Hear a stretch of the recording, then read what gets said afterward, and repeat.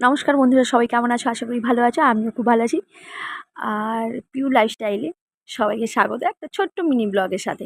তো চলো, আজকে এই মিনি ব্লগটা হলো ম্যাঙ্গো শেক। ম্যাঙ্গো শেকটা বানাবো।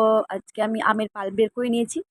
আর তোমরা যে কজন খাবে সেই পরিমাণ অনুযায়ী দুধটা দিয়ে দেবে। আর কনডেন্স মিল্ক কেউ দিতে পারো, বা আমুল ফ্রেশ ক্রিমও দিতে পারো স্বাদের জন্য।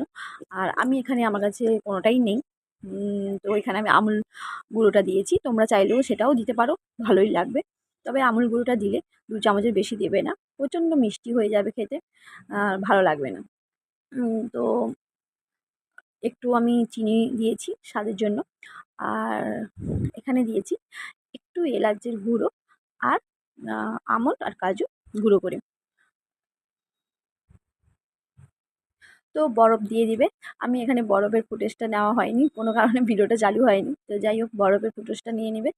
দিয়ে এটা কিছুক্ষণের জন্য একটু ঠান্ডা করতে দিয়ে দিবে ফ্রিজে। তারপর ঠান্ডা ঠান্ডা পরিবেশন করো, দেখো কেমন লাগে। আর পারলে উপর থেকে গার্নিশের জন্য একটু আমের কুচি দিয়ে দিতে পারো, আমি করিনি সেটা, তো তোমরা দিয়ে দিবে। এই গরমে ভীষণ প্রাণ জুড়াই খেতে।